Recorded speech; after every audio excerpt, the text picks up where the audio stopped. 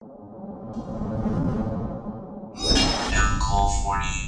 back with another breakdown, actually, for you guys today from the TeamNet Maximum Gold Case Tournament here. 59 duelists stepped up to the fire here to duel. And what was our breakdown here? So we had 8 Zodiacs, 4 Pure, 2 Dogmatica, 1 Tri-Brigade, 1 Kaiju. It's actually interesting the Tri-Brigade was played. Alright, we had 7 Invoked, 3 Dogmatica, 1 Dark Magician, 1 Magnite, 1 Numeron, and 1 Shaddoll. We had 6 Dinosaur, 5 Pure, 1 Eldritch. I would like to see the Eldritch Dinosaur deck. You guys know, DM me, I'd be very curious to see that. 4 Virtual World, 3 Dragon Link, 3 Zombie Eldritch, 3 Infernoble, 2 Altergeist, 3 Phantom Knights, 2 Buster Blader, 2 Hero, and 1 Sky Striker. After 6 rounds of Swiss, Sky Striker went undefeated before Top Cut. And then I see here our Top Cut breakdown.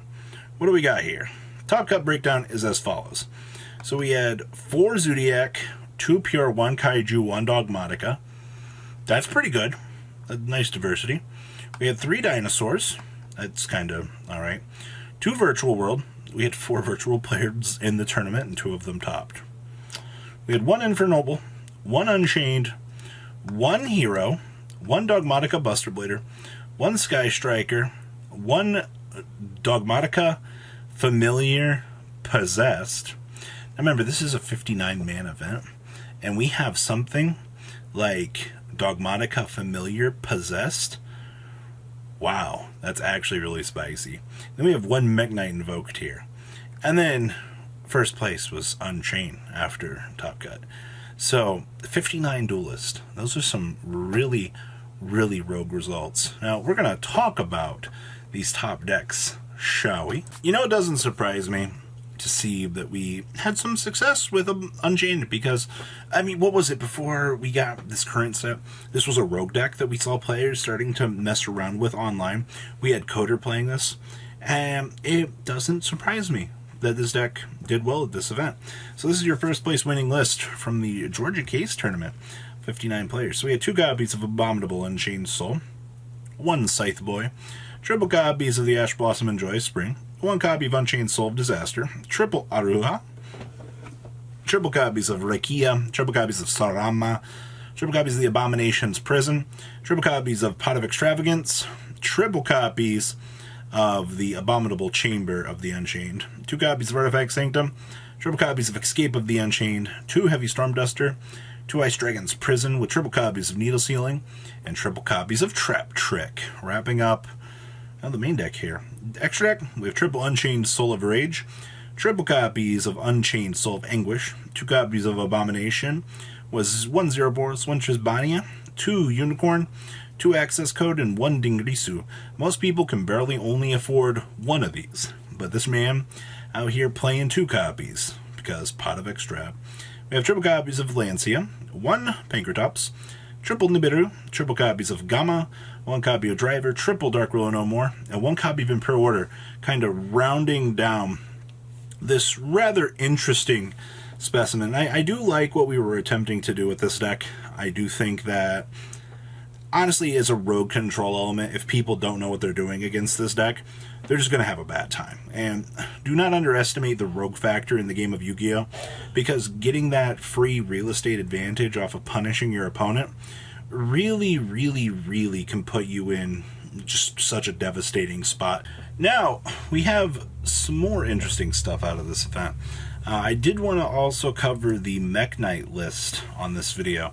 Now, Mech Knights have kind of taken a little bit of a back seat in the format. It's just kind of not their time. We're so aggressive in today's format, especially when you have dinosaurs that have the ability to clean up a huge board. Dragon Link's consistency just takes care of everything else that you really need to worry about in the metagame. I mean, when you have something as consistent as Dragon Link that can just bully lock an extra deck, you lose access to your Macabre generation. You can't play the Column Abuse. I mean, you can play the Column Abuse, but you're not getting over a fat Borreload Savage. And you can't super poly when the Buster is equipped. So that's kind of the problem with Mech Knight, is it loses a lot of that potential that it really wants to have. And as much as I want to be like, oh yeah, like, pew, pew, this is a good deck, it loses just purely because the best deck in the format has that lock, and it's got issues with other things as well. So we have triple copies of Alistair the Invoker, standard 1-card engine. That's why this card has been as good as it's been for this long.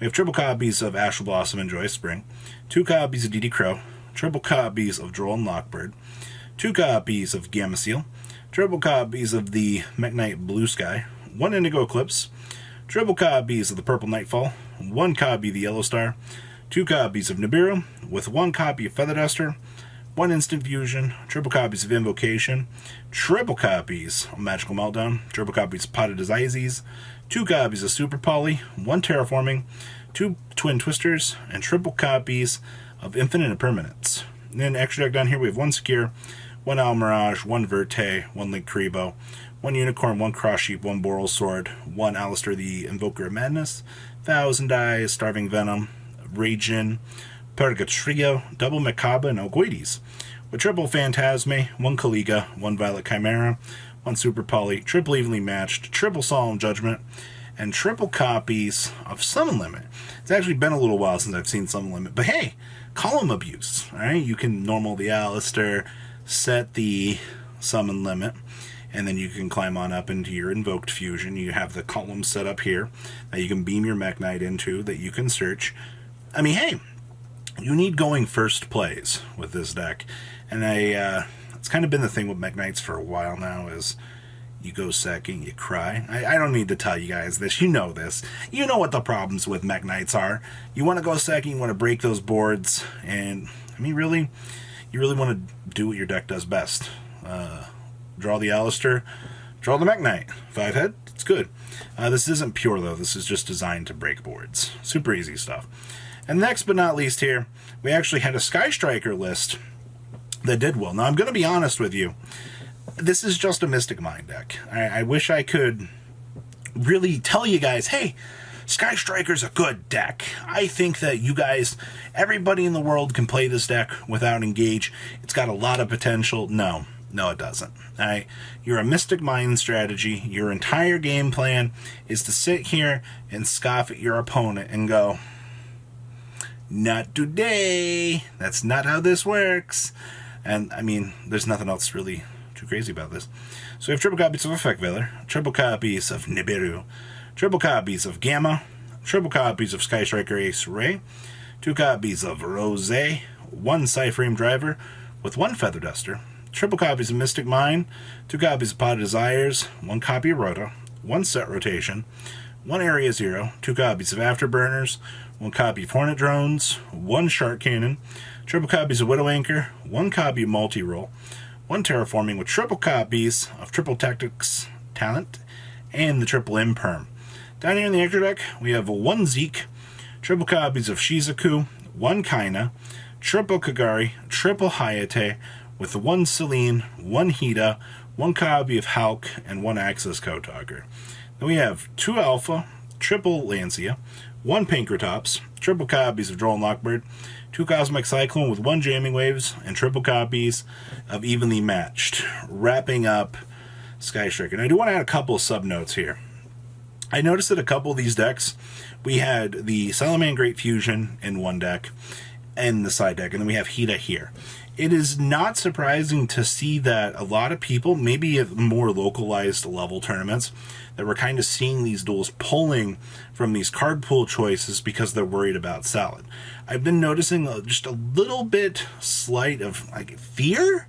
Is that the word I'm looking for? Is it people are really worried about Salad at this point? It's I guess that's kind of weird. I haven't seen Salad in a while. Later tonight, I'm going to cover the Charmer list for everybody. I think that there's a lot of interesting stuff to be said about that list that did well, and that was after 6 rounds of Swiss. All right, so I do think that that's kind of interesting. So show us some love. Make sure you guys are subscribed to the channel so you guys don't miss out on cool updates like this. And of course, I will have the link down below so you guys can check out the article. And we will talk about that hot Charmer deck later tonight. I will see your beautiful faces on the flip side. Peace out, guys. Thank you, patrons, for making the ride never truly end. Without you guys' support, well, I would probably be doing Truffle Shuffle videos for a living.